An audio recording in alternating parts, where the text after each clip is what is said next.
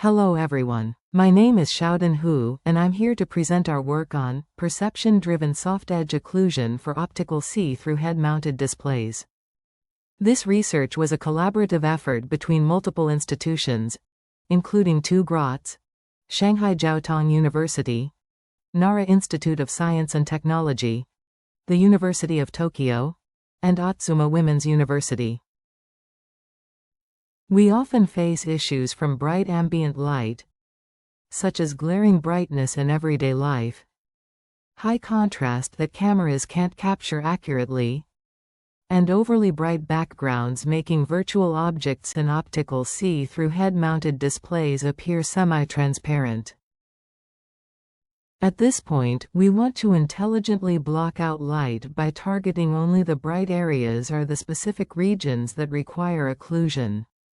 Typically, we use an occlusion mask to physically block incoming light in a selective manner. In optical see-through HMDs, when we block light from the target region and then render virtual objects on top, those objects appear more vivid and gain depth cues.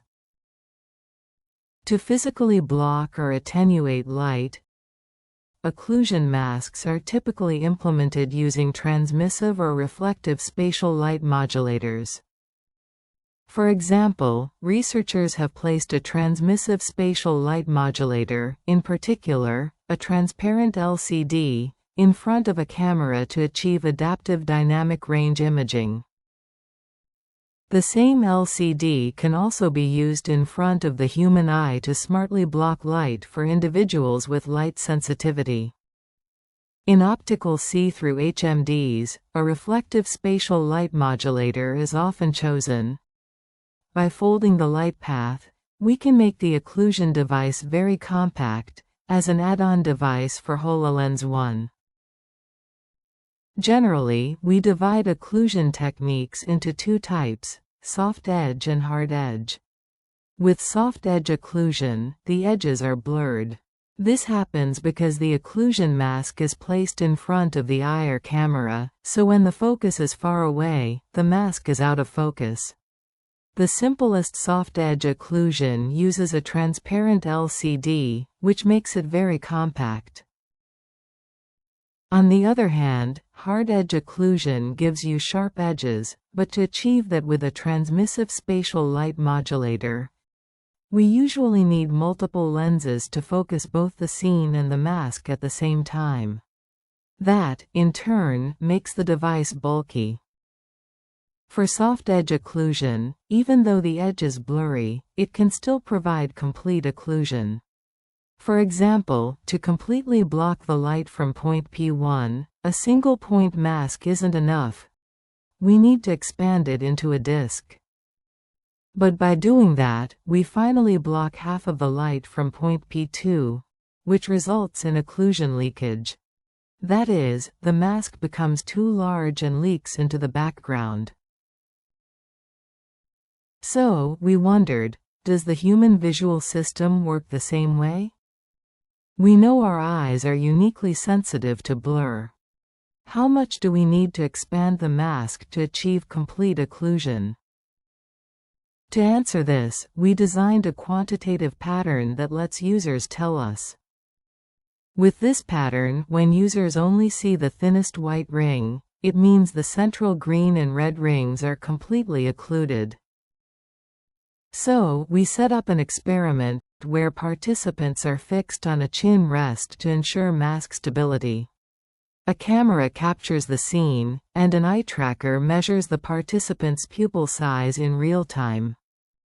Using the point spread function, we modeled the relationship between pupil size and the user-preferred mask size. Finally, we render the occlusion mask on a transparent LCD placed right in front of the user. In the experiment, we first calibrate user preferences to fit a model between pupil size and mask size. We use a variable illumination to capture a wide range of pupil sizes.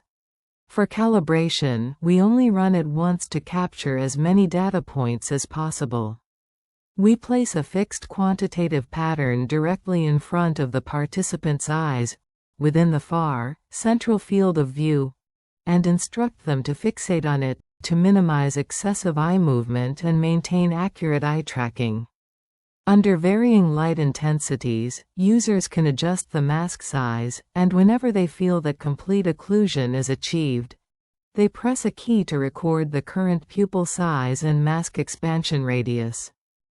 Then, we evaluate no expansion, our method, and the geometrically calculated mask sizes, at 4 locations using the quantitative pattern. Here are our preference calibration results.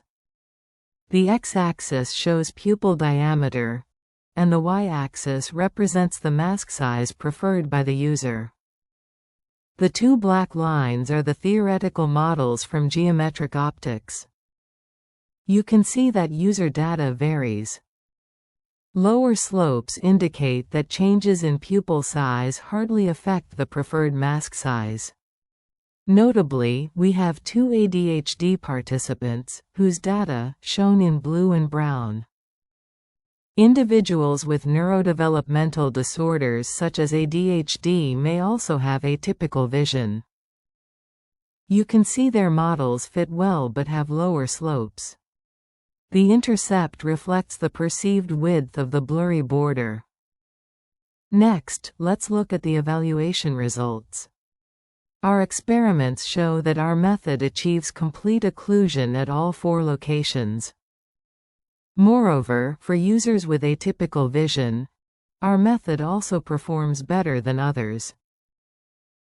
We also noticed that the occlusion mask, which theoretically could be too large and cause leakage, isn't always perceived as such by the human visual system. In some cases, it's even smaller. We speculate that the blurry border perceived by the eye is actually narrower, which suggests that soft edge occlusion could be more practical, because the biggest issue with soft edge occlusion is it's too blurry. To summarize, we propose a perception-driven soft edge occlusion method using a single transmissive LCD that achieves complete occlusion in human vision. We conduct the first user study on expanded soft edge occlusion. The results show that participants perceive different mask sizes even under the same pupil size, and human eyes perceive narrower blurry borders than theoretical predictions. Thank you for your attention, and I'm happy to take any questions.